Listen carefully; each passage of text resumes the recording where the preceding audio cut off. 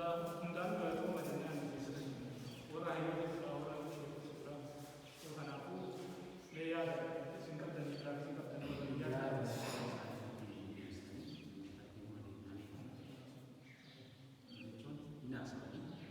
ammaan bakki nuti jirru galata uummata kanaati. Iddoo kana fidanii ka sodaabsan ustaaza keenya Sheek Muhammad Amini galata uummata kanaaf waan jettanii fi akkasuma isaanii illee waan jettan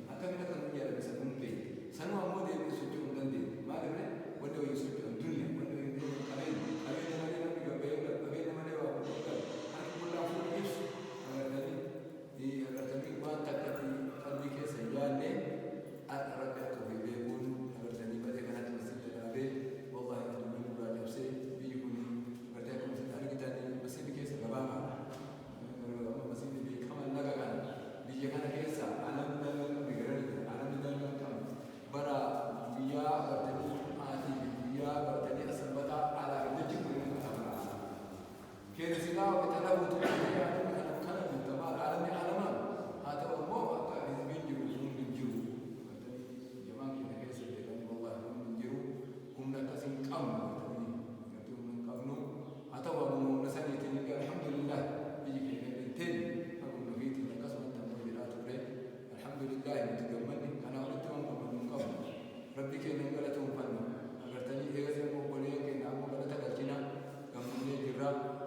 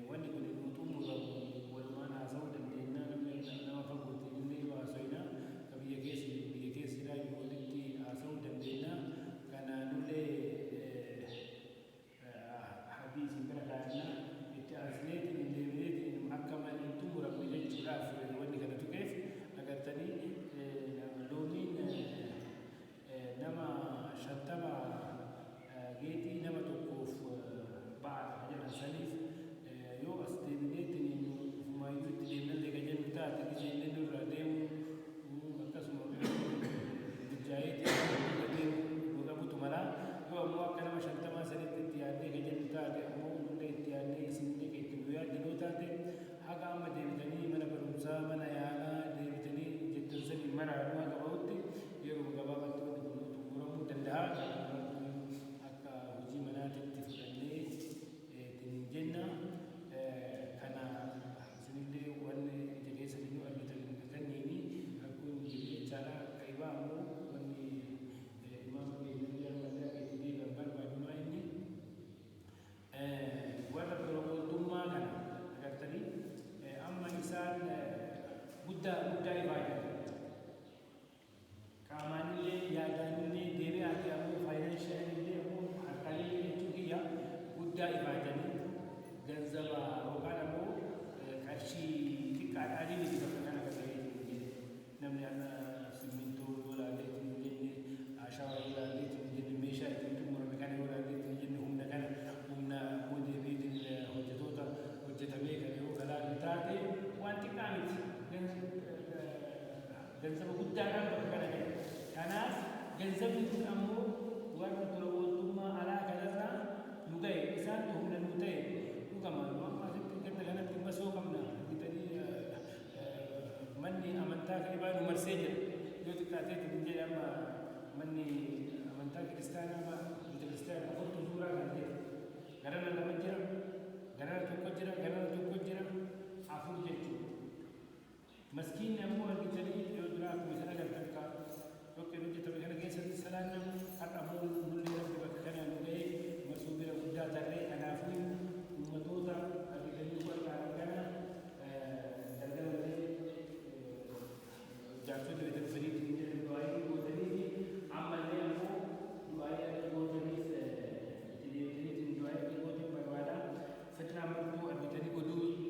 warra sadii haa ta'u argitanii warra fitraan amanallee ammoo deebi'aati hommaan odeessan marti nuyi oduma isaanii haa ta'u isaan bira hin ga'in rabbi salaamaa isaan haa baatu rabbi isaan haa jaalatu lollee isaan jaalatanii jira garuma jechuu barbaadaa galatoomaa. Jazakumullahu khairan.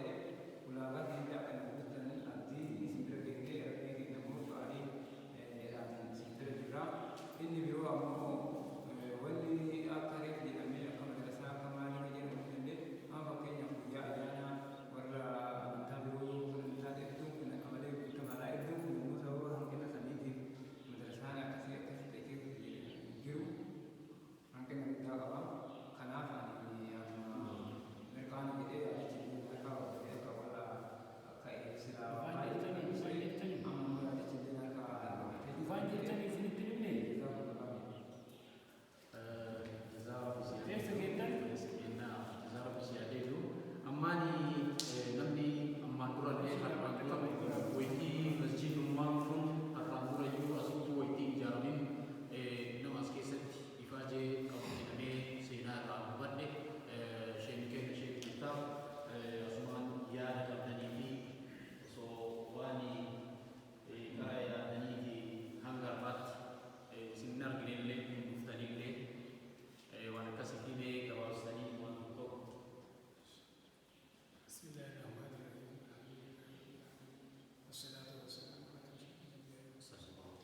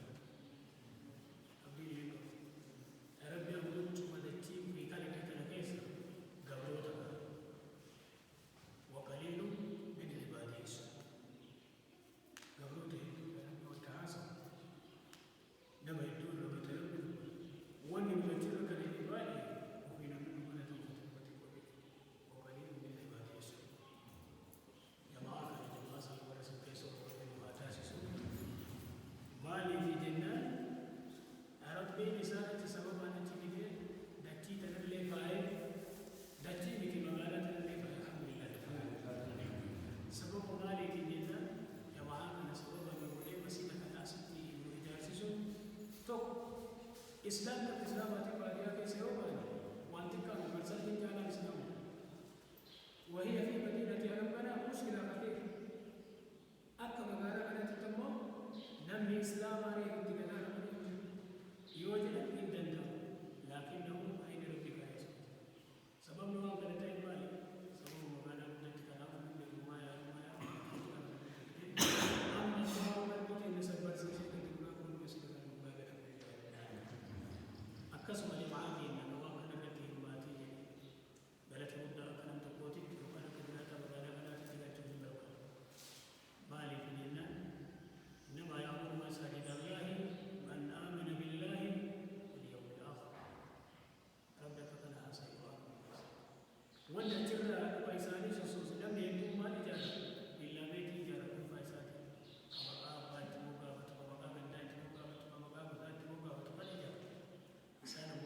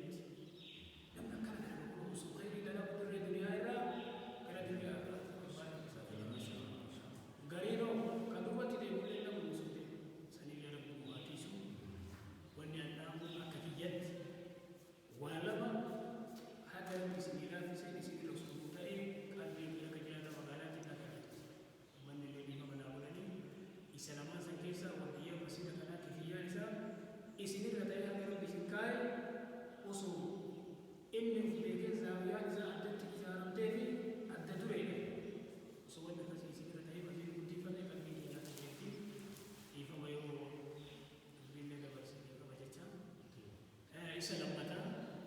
madrasaa magaalaa keenya kana keessatti hin barbaachisa. Fuuldura magaalaa kun adda duree ta'aa jira. Lafa masjidatti kanaafuu qabame malee adda duree ta'aa jira. Kana malee hin taasisa malee ji'a kanaaf uummanni beekanii namni ittuma kadhaa jira. Kun lafa jettee uumaan jedhee ganaa islaamaa asii achitti dukkana ta'a malee asii achitti hin arga ta'uu deemaa yeroo fi inshaa wama'ahu waan kana masjida madrasaa kana bifa jajjabeenya ta'e mana barumsaa kana hagaa bismiilaa fi sadarkaa lama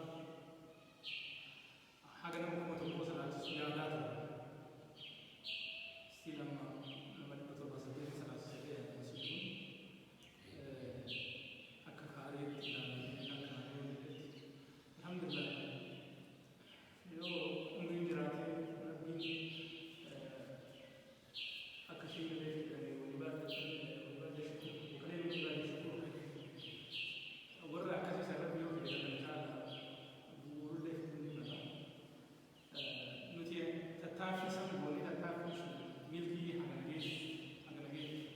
rabbi nu keessa danda'e akka namni qooda qabatee waan bu'uura taasisu alhamdulillah itti milkoofne karaa jallee itti milkoofne abdii qaba. Ani guyyaa masjida kana ijaaru kan masjida kana dura kan guyyaa yeroo ijaaru yaada nama beekanii taasisan eegi masjida waan akkas akkasii nama masjida qulqulleessu nam tokko achitti bakka sanitti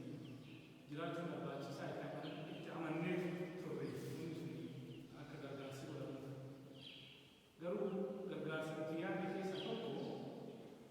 iddoo masjidaa kana keessatti muka firii daraaraa godhuun akka ijaaramu jalqabarraa diigalee asii deemaa yeroo masjidni moonaa kana keessatti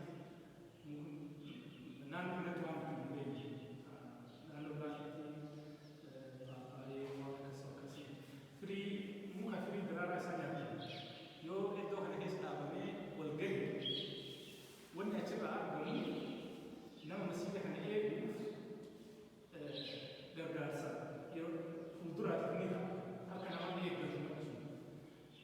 waan akkasii haamuu yaadadhee qabaachaa jira. Nuti yeroodhaaf gargaaru ni godha. Qalbiin ilma namaa kun akka rabbii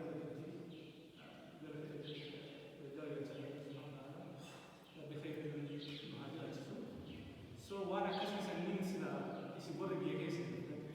mukiin akkasii dhaabanii firiin daraaraa dhaabuu sun namni eegduu masjidaa sun